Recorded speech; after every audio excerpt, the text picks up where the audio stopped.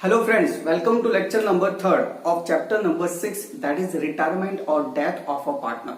Last class में हमने lecture number 2 में देखा था कि रेशियोज का कैलकुलेशन कैसे करना है, बेसिकली गेन रेशियो और न्यू प्रॉफिट शेयरिंग रेशियो के बारे में देखा था। तो अपने एक बात समझ में आ गई वहां पे कि अगर आपको एडमिशन वाले चैप्टर के रेशियोज अगर अच्छे से आते हैं तो आपको रिटायरमेंट वाले टॉपिक के भी आ जाते हैं, ठीक है ना।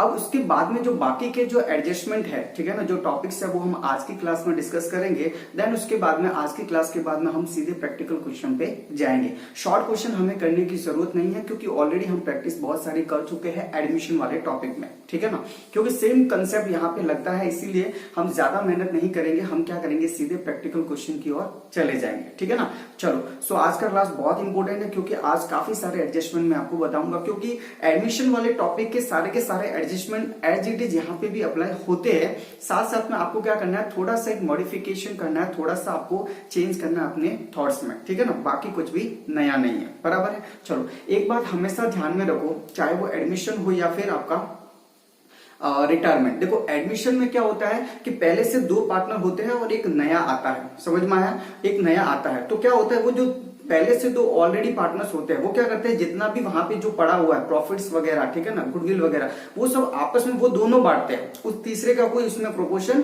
नहीं होता।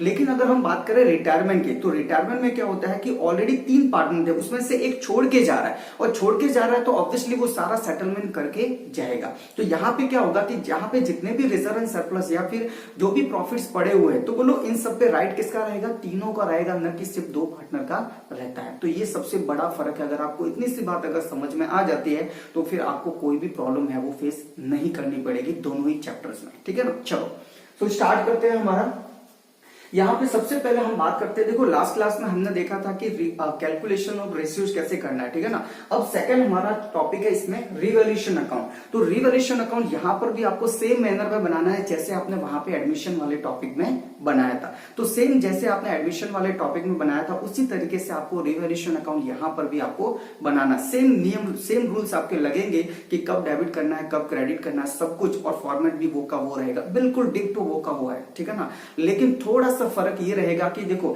वहां पे क्या होता था कि वहां पे जो प्रॉफिट्स और लॉस होता था वो सिर्फ ओल्ड पार्टनर में डिस्ट्रीब्यूट होता था एडमिशन वाले चैप्टर में। लेकिन जब रिटायरमेंट वाली बात है तो यहाँ पे 2 पार्टनर थोड़े थे, यहाँ पे तो तीनों पार्टनर्स थे ना। तो जो भी असेट्स और लायबिलिटी है उन सबके ऊपर राइट किनका है, तीनों पार्टनर्स का है, ठीक है ना। तो यहाँ पे जो भी प्रॉफिट्स और लॉस रहेगा रिवैल्यूएशन अकाउंट का, वो सारा का सारा प्रॉफिट और लॉस किन में बटेगा, ऑल पार्टनर में बटेगा और ओल्ड रेशियो में बटेगा। यानी कि ओल्ड पार्टनर में ओल्ड रेशियो में आपका रिवैल्यूएशन अकाउंट का जो प्रॉफिट और लॉस रहेगा वो डिस्ट्रीब्यूट होगा। तो देखो मैंने क्या लिखा, revaluation account same rules as admission. जो एडमिशन में आपने जो रूल्स अप्लाई किए थे रिवैल्यूएशन अकाउंट को बनाने में, ठीक उसी तरीके से आपको क्या करना है, यहां पर भी रूल्स है वो अप्लाई करने हैं, ठीक है ना।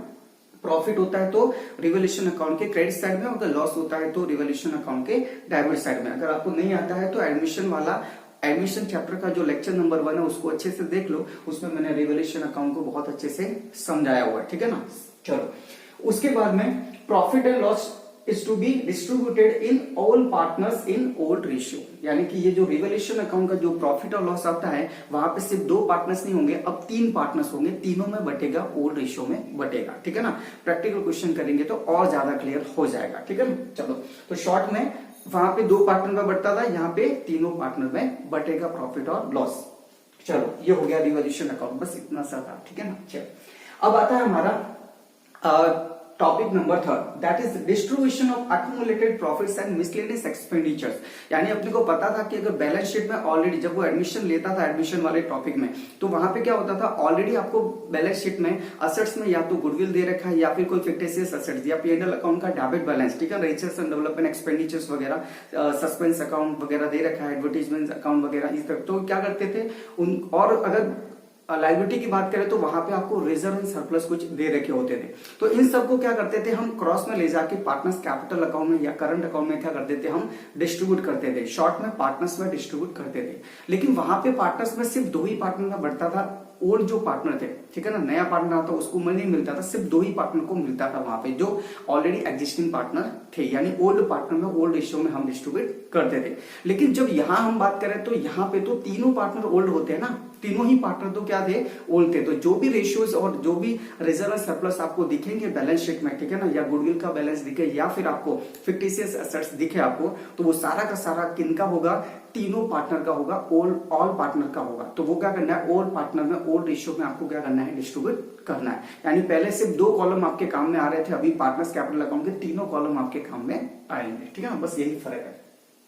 सो distribution of accumulated profits and miscellaneous expenditures, क्या लिखा, same rules as admission, admission के जैसे ही रूल है, कौन से रिजर्व को बांटना है, कौन से रिजर्व को नहीं बांटना है, कौन सा लायबिलिटी है, कौन सा नहीं, बिल्कुल डिक्टो सेम टू सेम प्रोसीजर है, ठीक है ना। लेकिन क्या लिखा, डिस्ट्रीब्यूटेड इन ऑल पार्टनर्स, वहां पे सिर्फ क्या थे, 2 पार्टनर में बढ़ता था, यहाँ तीनों के तीनों पार्टनर में बढ़ेगा।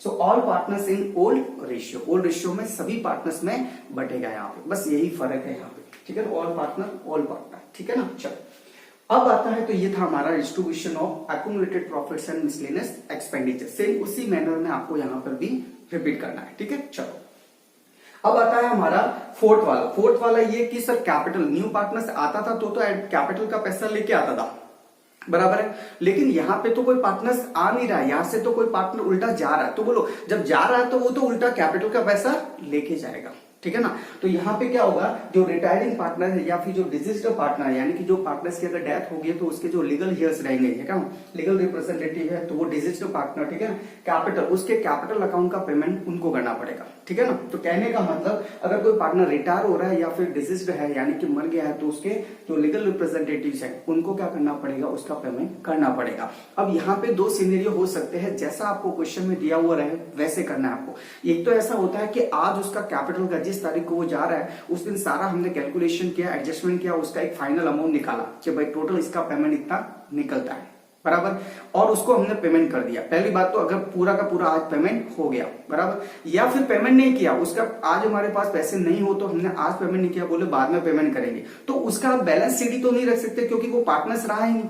पहले पार्टनर्स कैपिटल अकाउंट में बैलेंस कैरी डाउन तो उन्हीं का लिखते हैं ना जो पार्टनर्स है। अब वो पार्टनर्स रहे नहीं, या तो वो रिटायर हो चुके हैं या फिर वो भगवान के घर पे पहुंच चुके हैं, ठीक है ना। तो ऐसी सिचुएशन में वो पार्टनर्स रहे नहीं तो हम तो क्या कैपिटल अकाउंट में बैलेंस कैरी डाउन नहीं लिख सकते, तो फिर वहां पे हम क्या लिखेंगे, उस पार्टनर्स का लोन अकाउंट लिखेंगे, यानी रिटायरिंग पार्टनर्स या फिर डिजीज्ड पार्टनर्स लोन अकाउंट लिखेंगे हम, ठीक है ना। प्रैक्टिकल क्वेश्चन करेंगे तो और ज्यादा बेटर आपको अंडरस्टैंडिंग आएगी वहां पे। तो जो पार्टनर रिटायर हो रहा है या फिर जिस पार्टनर की डेथ हुई है उसके लीगल रिप्रेजेंटेटिव को आपको बैलेंस एज अ लोन, या तो लोन की तरह उसका बैलेंस रखो अगर आज पेमेंट नहीं करते हो तो, या फिर अगर पे कर दिया आपने तो पेड इन कैश और बैंक, जैसा भी क्वेश्चन में आपको दिया हुआ रहे वैसे आपको कर लेना। अगर क्वेश्चन में कुछ भी नहीं कहा है इसके बारे में तो आपको उसको लोन की तरह है वो रख लेना है, ठीक है ना। चलो ये हो गए हमारे, ठीक है, 3 एडजस्टमेंट हो गए, एक ऑलरेडी लास्ट क्लास में कर चुके, टोटल 4 एडजस्टमेंट आज हो चुके आज तक। अब आता है हमारा इंपोर्टेंट 5th वाला एडमिशन जो काफी हार्ड लगता है बच्चों को, ठीक है ना, चाहे वो एडमिशन वाला चैप्टर हो या फिर रिटायरमेंट वाला, बराबर, लेकिन एडमिशन आ गया तो रिटायरमेंट भी तो आ ही गया, ठीक है ना, और उससे भी इजी है ये वाला, बराबर। वो तो आपका मतलब वो अगर 100% है तो ये आपका 50% भी नहीं 40% ही है, ठीक है ना, 40% ही है, तो इतना ईजी है। तो देखो गुडविल का हेडिंग बता दिया मैंने, यहाँ पे 2 टाइप की गुडविल आपको देखने को मिलती थी। एक तो थी बुक गुडविल, यानी ऑलरेडी बैलेंस शीट में आपको दे रखी है, बराबर है, तो ऑलरेडी अगर बैलेंस शीट में आपको गुडविल दे रखी है, और एक होती थी प्रीमियम फॉर गुडविल। क्या होते थे, इनके लॉजिक क्या थे वो मैं आपको ऑलरेडी है वो एडमिशन वाले चैप्टर में क्लियर कर चुका हूं। तो अगर आपने वो लेक्चर नहीं देखे और आपको क्लियरिटी समझनी है तो फिर आप क्या करो, वो वाले लेक्चर है वो अच्छे से देख लो, ठीक है ना। चलो सो गुडविल 2 तरह की यहाँ पे आपको देखने को मिलेगी प्रैक्टिकल क्वेश्चन के लिए, एक तो बुक गुडविल और दूसरा होता है premium for goodwill. Book goodwill मतलब कि जो बैलेंस शीट में आपको ऑलरेडी गुडविल दे रखी है, रिटायरमेंट के टाइम में या डेथ के टाइम में ऑलरेडी अगर बैलेंस शीट में आपको गुडविल दे रखी है, ठीक है ना, तो वो गुडविल आपको एसेट्स में दिखेगी, तो उसको डिस्ट्रीब्यूट करना है। तो एडमिशन वाले चैप्टर में हम क्या करते थे, हम ओल्ड पार्टनर में, यानी कि 2 पार्टनर 3 पार्टनर अगर टोटल होते हैं न्यू को मिला के, तो 2 ओल्ड पार्टनर जो रहते थे उनमें हम डिस्ट्रीब्यूट करते थे, समझ में आया, क्रॉस में ले जाके अगर आपको याद हो तो, ठीक है ना। लेकिन अब यहाँ पे क्या होगा, यहाँ पे तो तीनों पार्टनर ओल्ड है, तो यहाँ पे क्या होगा, ये जो बुक वैल्यू गुडविल दे रखी है, यानी कि जो गुडविल ऑलरेडी बैलेंस शीट में आपको दे रखी है, उसको ऑल पार्टनर में ओल्ड रेशियो में क्या करना है, डिस्ट्रीब्यूट करना है। यानी पहले सिर्फ 2 पार्टनर में बढ़ती थी, अब किनों में बटेगी, अब ऑल पार्टनर में बटेगी। 3 पार्टनर है तो तीनों में बटेगी, और 4 है तो चारों में बटेगी, ठीक है ना। तो देखो बुक गुडविल का क्या करना है, all partners in old ratio आपको बांटना है। पहले सिर्फ 2 पार्टनर में एडमिशन में बढ़ता था, जबकि रिटायरमेंट में तीनों पार्टनर में बटेगा, सभी पार्टनर्स में डिस्ट्रीब्यूट होगा। और जर्नल एंट्री करनी है तो देखो क्या हो जाएगी, वहां पे सिर्फ ओल्ड पार्टनर्स कैपिटल और current account debit to goodwill होता था, अब यहाँ पे क्या हो जाएगी, ऑल पार्टनर्स कैपिटल और current account debit to goodwill. जैसे अगर एबीसी 3 पार्टनर है तो आप एंट्री करोगे एज कैपिटल और current account debit, B's capital और current account debit, C's capital और current account debit to goodwill आप एंट्री करते हो। लेकिन अब मैं एंट्री क्यों हमें समझनी है, हमें तो क्या करना है, सीधा क्रॉस में ले जाके कैपिटल अकाउंट या करंट अकाउंट में एंट्री कर देनी है, ठीक है ना। प्रैक्टिकल क्वेश्चन में आपको और बेटर है वो समझ में आएगा, ठीक है। चलो अब उसके बाद में होता है कि सेकंड सर हमारी प्रीमियम फॉर गुडविल होती है। जैसे न्यू पार्टनर जब एडमिशन लेता था तो वो प्रीमियम फॉर गुडविल का पैसा या तो कैश में लाता था या फिर वो कैश में नहीं लाता था, या फिर दोनों का कॉम्बिनेशन, यानी जितना पैसा आधा पैसा कैश में लाया और कुछ कंपोनेंट है वो कैश में नहीं लाया। 3 सिचुएशन वहां पे एडमिशन में देखने को मिलती थी। पहला केस, या तो पूरा का पूरा पैसा कैश में लाया प्रीमियम फॉर गुडविल का, या फिर पूरा पैसा कैश में नहीं लाया, या फिर थोड़ा पैसा कैश में लाया और थोड़ा पैसा कैश में नहीं लाया। तो 3 सिचुएशन वहां पे अपने को देखने को मिलती थी। लेकिन रिटायरमेंट वाले अगर चैप्टर की बात करें तो क्या ऐसा पॉसिबल है कि कोई पार्टनर कैश में लाएगा? ऑलरेडी तीनों के अकाउंट खुले हुए हैं, ऑलरेडी तीनों पार्टनर से तीनों के अकाउंट खुले हुए, तो यहाँ पे कैश वाला कोई भी झमेला नहीं होगा। तो यहाँ पे सिर्फ एक ही सिचुएशन बच जाती है आपकी, और वो ये कि पार्टनर्स के कैपिटल अकाउंट से एडजस्ट करना। क्या करना? पार्टनर्स के कैपिटल अकाउंट से एडजस्ट करना। तो आपका कॉमन सेंस क्या बोलता है कि क्या इसका एडजस्टमेंट होना चाहिए? तो देखो, जो पार्टनर जा रहा है तो वो सेक्रीफाइस करके जा रहा है, सब छोड़ छाड़ के जा रहा है, तो सब सेक्रीफाइस करके जा रहे हैं। तो इसका बेनिफिट किसको मिलने वाला है? आज गुडविल जो बनाई थी वो तो तीनों ने मिलकर बनाई थी, और एक पार्टनर तो आज छोड़ के जा रहा है, तो वो गुडविल तो बनी हुई है ना, तो वो गुडविल का बेनिफिट तो सिर्फ बाकी तो 2 पार्टनर बचे सिर्फ उन्हीं को मिलेगा। मतलब जो उसके हिस्से की गुडविल थी उसका भी बेनिफिट अब दोनों को ही मिलेगा। समझ में आ रहा है? तो अब क्या होगा कि वो जो पार्टनर जा रहा है वो बोलेगा कि देखो इतनी गुडविल हमने बनाई है, तो जो गुडविल में मेरा प्रोपोर्शन बनता है तो मैं तो फ्यूचर में रहने वाला नहीं हूं एज ए पार्टनर, तो मुझे उसका बेनिफिट नहीं मिलेगा। तो इसीलिए काम करो, आज हम गुडविल का वैल्यूएशन करते हैं और मेरे हिस्से की जितनी गुडविल होती है उतना पैसा मुझे आप दोनों दे दो। समझ में आया? तो यहाँ पे क्या करना है कि जो रिटायरिंग पार्टनर होगा, जो डिसीज्ड पार्टनर्स होंगे, ठीक है ना, उनको क्या करना है, आपको प्रीमियम फॉर गुडविल का पैसा देना है। किसको देना है? जो पार्टनर रिटायर हो रहा है। जो पार्टनर रिटायर हो रहा है या जिस पार्टनर की डेथ हुई है उस पार्टनर को पैसा देना पड़ेगा। तो उसको देना है, ठीक है ना, तो उसको क्या करना पड़ेगा? क्रेडिट करना पड़ेगा। उसके पार्टनर्स कैपिटल अकाउंट या करंट अकाउंट को क्या करना पड़ेगा? क्रेडिट करना पड़ेगा। अब जो पार्टनर्स देंगे उनके कैपिटल अकाउंट में से निकालेंगे। तो जो पार्टनर है, जो पार्टनर क्या कर रहे हैं, ओल्ड पार्टनर है, जो रिमेनिंग पार्टनर है, जो बच रहे पार्टनर, ठीक है ना, जैसे एबीसी 3 पार्टनर है, सपोज इसमें से ए वो छोड़ के जा रहा है, ए रिटायरिंग पार्टनर है, तो वो जो बी और सी है वो क्या करेंगे? बी और सी के अकाउंट में से पैसा निकालेंगे प्रीमियम फॉर गुडविल का जितना बनता है ए का, ठीक है ना, और ए के अकाउंट में क्या कर देंगे? क्रेडिट कर देंगे। समझ में आया? तो बी और सी में से आप निकालोगे एक अमाउंट और किसमें जमा करोगे? आप ए के कैपिटल अकाउंट में क्रेडिट करोगे, ठीक है ना। तो इसकी जर्नल एंट्री क्या बनती है? इसका जर्नल एंट्री ये बनती है, रिमेनिंग पार्टनर्स कैपिटल और करंट अकाउंट डेबिट, यानी कि बी और सी, टू रिटायरिंग और डिसीज्ड पार्टनर्स कैपिटल और करंट अकाउंट, बराबर। यानी जो पार्टनर छोड़ के जा रहा है उसके कैपिटल अकाउंट को आप क्रेडिट करोगे और डेबिट करोगे उन पार्टनर्स को जो बाकी बचे हैं उसके अलावा, रिटायरिंग पार्टनर्स के अलावा, बराबर है। तो रिमेनिंग पार्टनर्स कैपिटल और current account debit to retiring और deceased partners capital current account. किस रेशियो में करना है? तो आपको गेन रेशियो में करना है। एडमिशन वाले चैप्टर में ये सैक्रिफाइस रेशियो में होता था, जबकि यहां पे क्या हो जाएगा? गेन रेशियो में हो जाएगा। क्लियर है ना? गेन रेशियो में हो जाएगा, बराबर है। तो गेन रेशियो से ऑब्वियसली यहां पे सारे के सारे रिमेनिंग पार्टनर्स नहीं आएंगे। जैसे मान लो एक्स वाई जेड 3 पार्टनर है, एक्स वाई जेड 3 पार्टनर है, और सपोज जेड छोड़ के चला गया, बाकी कौन बचे? एक्स और वाई बचे, बराबर है। तो इस हिसाब से X capital account debit, Y capital account debit, और टू क्या करोगे? टू जेड कैपिटल करोगे। क्लियर है? लेकिन अगर मैं ऐसा बोलता हूं कि एक्स और वाई में से पूरा का पूरा जो गेन किया है वो सिर्फ एक्स ने किया है, वाई ने कुछ भी गेन नहीं किया। समझ में आया? तो पूरा का पूरा जो गेन है, यानी जेड जितना छोड़ के जा रहा है, पूरा का पूरा उसका जो पार्ट था, उसका जो शेयर था, वो किसको मिल गया? सपोज एक्स को मिल गया, ठीक है ना। यानी एक्स ने पूरा का पूरा गेन किया है, वाई ने बिल्कुल भी गेन नहीं किया है। तो ऐसी सिचुएशन में ऑब्वियसली गेन रेशियो में सिर्फ एक ही बंदा आएगा, वो एक्स आएगा। तो उस हिसाब से आपकी एंट्री हो जाएगी एक्स कैपिटल या current account debit to Z capital और करंट अकाउंट। समझ में आया? इस तरीके से हमने को यहाँ पे ट्रीटमेंट करना है प्रीमियम फॉर गुडविल का।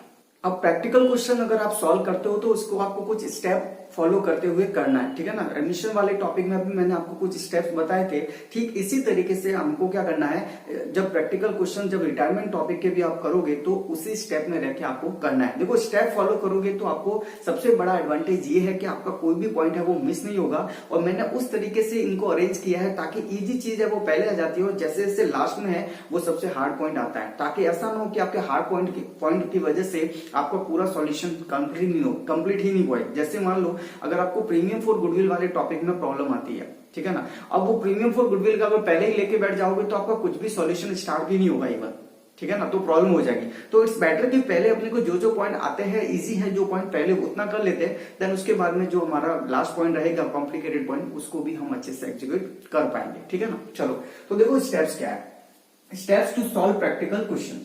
सबसे पहला फर्स्ट है फॉर्मेट प्रिपरेशन। आपको फॉर्मेट बनाने हैं ना, फॉर्मेट में आपको 4 चीजें बनानी है। देखो एक तो आपको रिवैल्यूएशन अकाउंट बनाना है, फिर उसके बाद में पार्टनर्स कैपिटल और करंट अकाउंट जैसे भी सिचुएशन है आपको वो बनाने हैं, फिर उसके बाद में आपको कैश एंड बैंक अकाउंट बनाना है, और फिर आपको लास्ट फाइनली आपको बनानी है बैलेंस शीट, ठीक है ना। ये परफॉर्म में आपको बना के रखना है। देन उसके बाद में ओपनिंग बैलेंस मेंशन करना है। आपको कुछ लेजर के बैलेंस है जब वो आपको ओपनिंग बैलेंस शीट में दे रखे होंगे, आपको जो क्वेश्चन में बैलेंस शीट देंगे ना उस बैलेंस शीट में ओपनिंग बैलेंस दे रखे होंगे ना। ओपनिंग बैलेंस आपको एक तो cash account, cash bank account का मिलेगा, और साथ ही साथ आपको कैपिटल या फिर करंट अकाउंट के बैलेंसेस भी बैलेंस शीट में मिलेंगे, और किसी का कोई बैलेंस नहीं होगा। उसके बाद में distribution of accumulated profits and miscellaneous expenditure. Third step पे आपने को क्या करना है, जो एक्यूमुलेटेड प्रॉफिट्स है, जो मिसलेनियस एक्सपेंडिचर्स है, उनको क्या करना है, क्रॉस में ले जाके डिस्ट्रीब्यूट करना है पार्टनर्स में, ठीक है ना। तो ये थर्ड स्टेप आपका होता है। देन उसके बाद में स्टेप नंबर 4 की बात करें तो हमें रिवैल्यूएशन अकाउंट को कंप्लीट करना है। जितने पॉइंट रिवैल्यूएशन अकाउंट को रेलेवेंट करते हैं वो सारे पॉइंट को कंसीडर करते आपको क्या करना है, रिवैल्यूएशन अकाउंट है वो बनाना है, और उसका प्रॉफिट और लॉस है वो क्या कर देना है, ट्रांसफर कर देना है पार्टनर्स कैपिटल या फिर करंट अकाउंट में। उसके बाद में आता है हमारा step number 5, complete balance sheet as possible. As possible आपको उस समय स्टेप नंबर 5 पे, जब स्टेप नंबर 4 तक कंप्लीट हो जाएगा उसके बाद में स्टेप नंबर 5 पे आपको क्या करना है, as possible balance sheet complete करनी है। इसका मतलब ये है कि ऐसे पॉइंट जिनका कोई एडजस्टमेंट नहीं है, ठीक है ना, उनको एज इट इज अपनी जो क्वेश्चन में जो बैलेंस शीट होगी ना उसको देखते जाओ और देखो कि अपनी बैलेंस शीट में ऐसी क्या चीज है जो उसमें नहीं आई है, तो देख तो ऐसा का ऐसा वहां पे लिख दो, क्योंकि नॉन एडजस्टमेंट वाले कुछ पॉइंट होंगे आपके क्वेश्चन में, उनको एज इट इज आपकी जो क्वेश्चन वाली बैलेंस शीट है उसमें से आपको न्यू बैलेंस शीट में as it is with amount है वो लिख देना है, ठीक है ना। चलो उसके बाद में आता है हमारा स्टेप नंबर 6, और स्टेप नंबर 6 कहता है प्रीमियम फॉर गुडविल का एडजस्टमेंट करो। तो प्रीमियम फॉर गुडविल का एडजस्टमेंट ऑलरेडी आपको मैं बता चुका हूं, वैसे आपको करना है, ठीक है ना। देन स्टेप नंबर 7 पे लास्ट में आपको करना है कि जो रिटायरिंग या फिर डिसीज्ड पार्टनर्स कैपिटल का एडजस्टमेंट करना है, यानी लोन के रूप में रखना है या फिर पे करना है, जैसा भी क्वेश्चन में रिक्वायरमेंट होगा वैसे आप करोगे। तो आप देखोगे ये 7 स्टेप्स है, एडमिशन वाले चैप्टर में भी 7 स्टेप्स थे, और स्टार्टिंग के 5 चैप्टर तो आपके बिल्कुल एडमिशन से रेलेवेंट करते हैं, मतलब कि बिल्कुल डिक्टो सेम है दोनों में, चाहे एडमिशन वाला हो या फिर रिटायरमेंट वाला हो। 4-5 स्टेप तो पूरे के पूरे डिक्टो वैसे के वैसे है जैसे एडमिशन वाले टॉपिक में थे, कुछ भी चेंज नहीं है, ठीक है ना।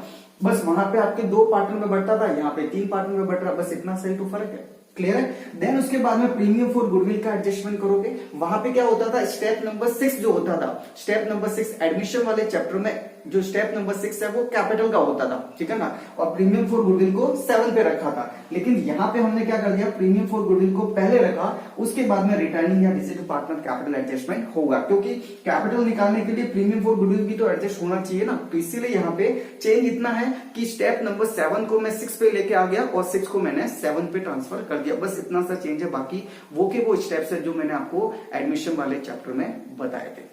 सो आई होप आप लोगों को अभी सब समझ में आ गया होगा, और ये भी समझ में आ गया होगा कि एडमिशन वाला टॉपिक अगर आता है तो आपको ये रिटायरमेंट वाला टॉपिक भी आता है, ऐसा मैं क्यों बोलता हूँ, ठीक है ना। आपने देख लिया कि बहुत 2 ही लेक्चर में, और वो भी कम मिनट्स के लेक्चर्स हमारे, ठीक है ना, और उसमें मैंने आपको पूरा रिटायरमेंट का रिवाइज करवा दिया और पूरा आपको समझा भी दिया अच्छे से, ठीक है ना। और वो बस क्यों इतने शॉर्ट में क्यों अपना काम है हो गया, क्योंकि अपन ने एडमिशन वाले में ऑलरेडी है वो मेहनत कर चुके हैं, ठीक है ना। चलो आप क्या करो, फटाफट आज मैंने जितना भी पढ़ा है वो एक बार अच्छे से रिवाइज कर लो, ठीक है ना। और अगर आपने लास्ट क्लास नहीं देखी है, लास्ट के 2 लेक्चर्स, तो पहले वो देख लो, उसके बाद में ये लेक्चर देखो, ताकि आपको अच्छे से समझ में आएगा। आप डायरेक्टली ये लेक्चर देखोगे तो मे भी आपको समझ में नहीं है, ठीक है ना। चलो तो फटाफट आज तक मैंने जितना भी आपको रिटायरमेंट वाले में पढ़ाया है, कुछ तकलीफ होती है तो आप पहले एडमिशन वाला टॉपिक क्लियर कर लो, क्योंकि दोनों लिंक है, एडमिशन आ गया तो रिटायरमेंट भी आ गया। तो अगर इसमें यहाँ पे कुछ भी आपको समझने में प्रॉब्लम हो रही है तो पहले आप क्या करो, एडमिशन वाले चैप्टर्स अच्छे से कर लो, यूट्यूब पे पूरा अवेलेबल है, और उसके बाद में आप रिटायरमेंट वाले जो टॉपिक के जो चैप्टर के जो आपके लेक्चर्स है वो 1 बाय 1 आप क्या करो, सिक्वेंस में देखो, तो आपको सब समझ में आ जाएगा, ठीक है। चलो सो आज के लिए इतना इनफ है, आप पूरा रिवाइज करो, अच्छे से नोट करके लिखो आप, ठीक है ना। स्कूल के भरोसे मत रहो, टाइम पे स्टडी करते रहो, ठीक है। चलो सो आज के लिए इतना इनफ है, घर पे रहो, सेफ रहो, ठीक है ना, और पढ़ाई भी साथ साथ में करते रहो, ठीक है। Tata bye bye, take care.